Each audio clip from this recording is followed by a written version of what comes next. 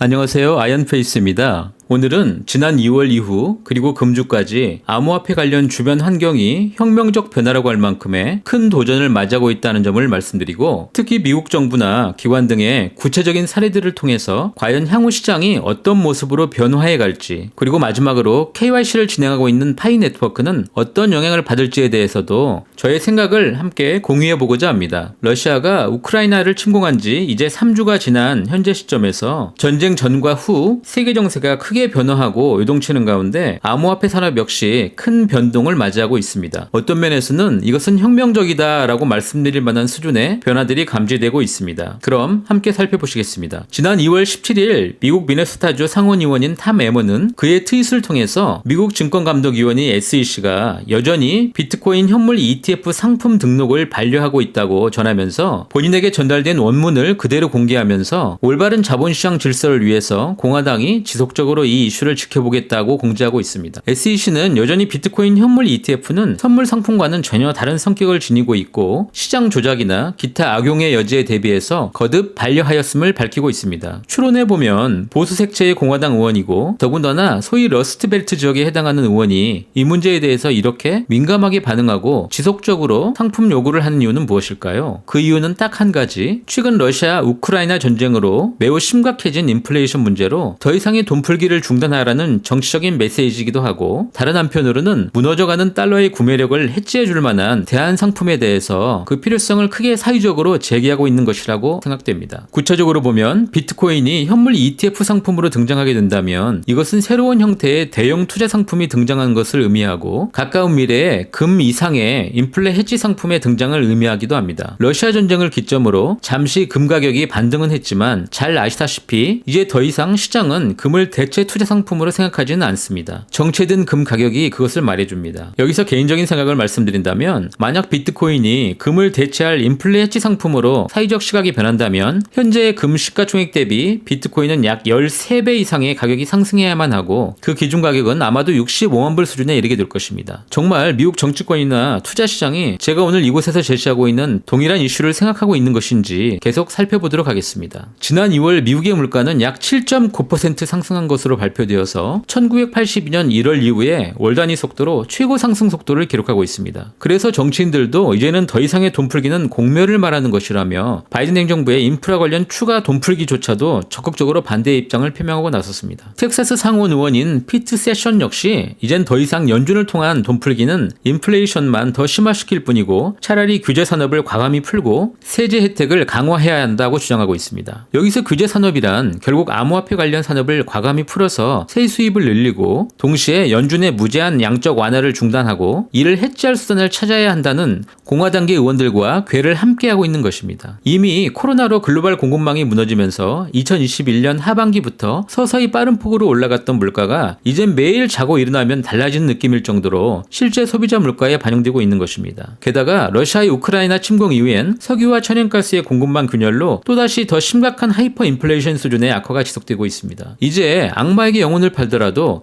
인플레 해지 수단을 만들고 싶어할 수준에 다다랐다고 보는 게 맞을 것 같습니다. 지난 3월 9일 러시아 우크라이나 전쟁으로 계속 하락 국면에 있던 암호화폐 시장에 갑자기 큰 변동이 찾아옵니다. 바로 미국 바이든 행정부의 암호화폐 연구 및 실행에 관한 행정명령이 재무부에서 유출되는 바람에 벌어진 해프닝이 그것인데요. 미국 바이든 행정부가 암호화폐에 대해서 긍정적인 입장을 견지하고 있다는 내용이 노출된 것입니다. 지금은 재무부 사이트에서도 접근 금지 상태로 그 내용이 지워진 상황이고 아마도 변화가 이렇게 서서히 시작되는 듯 합니다. 3월 9일 해프닝 이후에 비트코인은 단기 8%의 상승을 가져오게 됩니다. 즉 디지털 자산에 대한 포괄적인 연구와 접근을 허용하고 미국이 이 분야에서 리더십을 보여주는 행정명령이 공표될 것이다 라고 하는 일종의 신호가 시장에 전달되고 있다고 보는 게 맞을 듯 합니다. 현재 미국에서 암호화폐에 대한 가장 부정적인 입장을 갖고 있는 것으로 평가받던 재무부 장관 옐런은 암호화폐는 금융 안정성을 해치고 소비자 보호에도 취약하고 불법적 사용의 온상이라고 주장한 바 있습니다. 그런데 이미 그런 입장은 많이 변화한 듯 보이고 최근에는 드디어 암호화폐는 건전한 혁명적 수단이라고 평가하면서 특히 그는 암호화폐가 지불 시스템에 있어서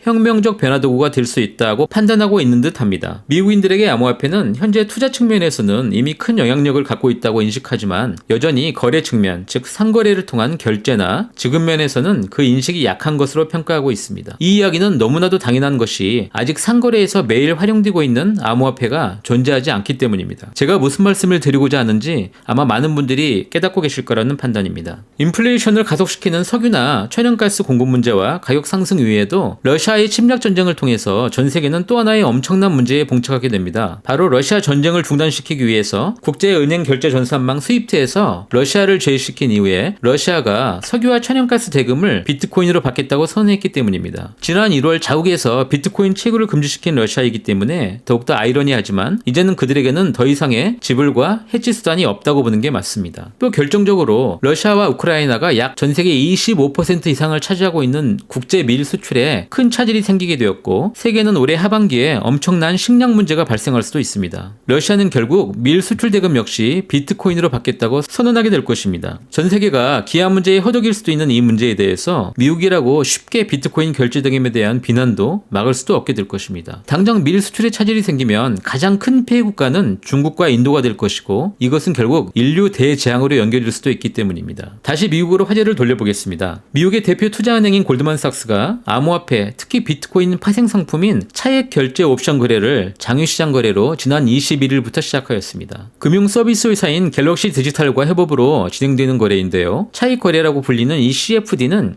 실제 현물 거래 없이 만기 때 계약 금액과의 차액만을 현금 결제하는 방식을 말하는데 공매도가 허용되지 않는 경우에는 개인들이 쉽게 접근할 수 있는 상품은 아닙니다. 이미 골드만삭스가 거래 중인 비트코인 선물 상품과 비교하면 훨씬 더 큰 리스크를 감수해야 되는 거래인데도 불구하고 이렇게 시작하는 이유는 기관 투자가들이 비트코인이라는 상품이 여전히 가격 변동성은 강하지만 자산으로서 성숙도가 높아졌다라고 보고 있다는 것을 의미합니다. 이번 영상의 초반에서 말씀드렸던 것처럼 금을 대체할 만한 대안 투자 상품 혹은 인플레이션 해지 수단으로 인식하고 있다고 보는 게 그렇게 큰 비약은 아니라고 이렇게 확인드릴 수 있습니다. 이러한 움직임은 이제 본격적으로 미국 금융가들의 암호화폐 시장 진출이 더 빠른 속도로 확대될 것이라는 것을 의미하고 새로운 시장 발전으로 이끌 수 있는 아주 주목할 만한 단계라고 CNBC가 평가하고 있습니다. 이에 덧붙여서 전 세계에서 암호화폐 분야 중 가장 큰 대형 투자기관이라고 할 수 있는 그레이스케일은 미국 증권감독위원회가 계속 비트코인 현물 거래 상품을 승인해주지 않을 경우에 이번엔 소송도 불가하겠다라고 입장을 표명하고 있습니다. 그레이스케일은 현재 약 48조 원 규모의 상품을 운용 중인데 자사의 ETF 상품이 이미 미국 전체 50개 주에서 약 80만 개 이상이 판매되었고 이 고객들이 모두 상품 전환으로 기다리고 있다고 말하고 있습니다. 이 회사의 CEO인 소넨샤이는 지난 시간 긴 규제에도 불구하고 결국 자신의 상품이 ETF로 전환될 것이라고 확신하고 있다고 말하고 있습니다. 그럼 당장 미국에서 비트코인 현물 ETF 상품이 승인되면 어떤 일이 벌어질까요? 당연히 암호화폐 관련 전문 펀드가 대폭 증가하게 될 것이고 연기금이나 기타 투자기금들이 수익률을 따라서 연쇄적으로 상품 이동이 진행될 것입니다. 그 규모는 천문학적인 수준으로 예상되고 제도권에서 비트코인이라고 하는 블록체인 상품이 꽃을 피우게 될 것으로 예상해 봅니다. 물론 비트코인 가격이 상승하면 할수록 결제 수단보다는 자산 예치나 심지어 인플레 해지 수단의 상품화로 변모될 게 뻔하긴 합니다. 이러면 소위 결제 수단으로서의 비트코인은 아마도 영원히 어렵게 될 것이라고 생각합니다. 그러나 블록체인이 이미 제도권으로 들어왔기 때문에 암호화폐 전반에 대한 인식은 엄청나게 변하게 될 것입니다. 더불어 생활 밀착형 결제 수단으로서 암호화폐의 필요성이 더욱더 크게 부각될 것이고 지금 여러분들께서 채굴하시는 유일한 결제화폐 가능성을 지닌 파이코인이 그 자리를 가장 먼저 차지할 유일무이한 가치를 얻게 되리라고 저는 판단하고 있습니다. 제가 바라보는 아주 가까운 파이코인의 시나리오는 이렇습니다.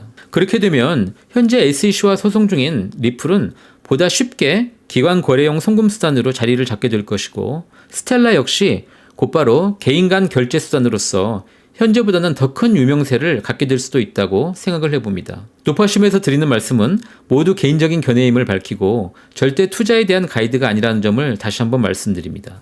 오늘은 이렇게 현재 시장에서 크게 요동치고 있는 암호화폐를 둘러싼 변화 요인들을 함께 살펴보았습니다. 현재 암호화폐 시장에서의 변화는 단순한 국제 정세에 대한 모멘텀이 아니라 시대적 요구에 따른 변화라고 이해하는 것이 타당할 것입니다. 우리 모두는 자신이 이해하는 수준에서 생각할 수도 있고 그 생각할 수 있는 범위 내에서 예측해 볼 수도 있습니다. 가까운 미래에 어떤 일이 실제로 우리 앞에 펼쳐질지는 잘 모르겠지만 각자의 생각에 따라서 잘 준비하시기를 바라겠습니다. 오늘도 이렇게 저와 함께 해주셔서 진심으로 감사드립니다. 저는 다음에 다시 더 좋은 내용을 갖고 만날 수 있도록 하겠습니다. 감사합니다.